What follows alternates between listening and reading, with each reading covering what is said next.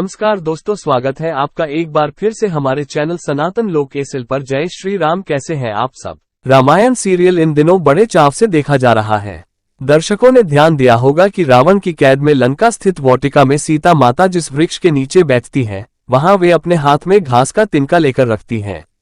जब भी रावण वहां आता है, सीता उस तिनके को उठा लेती हैं।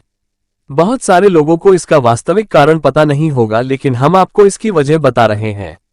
आप भी इसे पढ़ें और जानिए घास के तिनके का क्या रहस्य है। रावण ने जब मां सीता जी का हरण करके लंका ले गया, तब लंका में सीता जी वट वृक्ष के नीचे बैठकर चिंतन करने लगी। रावण बार बार आकर मां सीता जी को धमकाता था, लेकिन मां सीता जी कुछ नहीं बोलती थी। यहां तक कि रावण ने श्री राम जी के वेशभूषा में आकर मां सीता जी को भ्रमित करने की भी कोशिश की, लेकिन फिर भी सफल नहीं हुआ। रावण थक हार कर जब अपने शयन कक्ष में गया तो मंदोदरी ने उससे कहा, आप तो राम का वेश धर कर गए थे, फिर क्या हुआ। रावण बोला, जब मैं राम का रूप लेकर सीता के समक्ष गया तो सीता मुझे नजर ही नहीं आ रही थी। रावण अपनी समस्त ताकत लगा चुका था, लेकिन जिस जगत जननी मां को आज तक कोई नहीं समझ सका, उन्हें रावण भी कैसे समझ पाता।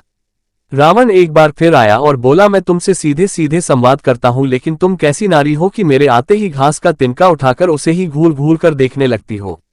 क्या घास का तिनका तुम्हें राम से भी ज्यादा प्यारा है। रावण के इस प्रश्न को सुनकर मां सीता जी बिल्कुल चुप हो गई और उनकी आंखों से आंसुओं की धार बह पड़ी। इसकी सबसे बड़ी वजह थी कि जब श्री राम जी का विवाह मां सीता जी के साथ हुआ, तब सीता जी का बड़े आदर सत्कार के साथ गृह प्रवेश भी हुआ। बहुत उत्सव मनाया गया। प्रथानुसार नववधू विवाह पश्चात जब ससुराल आती है तो उसके हाथ से कुछ मीठा पकवान बनवाया जाता है, ताकि जीवन भर घर में मिठास बनी रहे।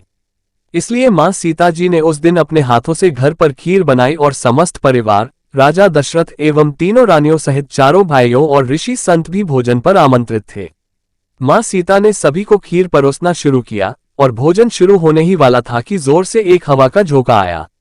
सभी ने अपनी अपनी पतले संभाली। सीता जी बड़े गौर से सब देख रही थी।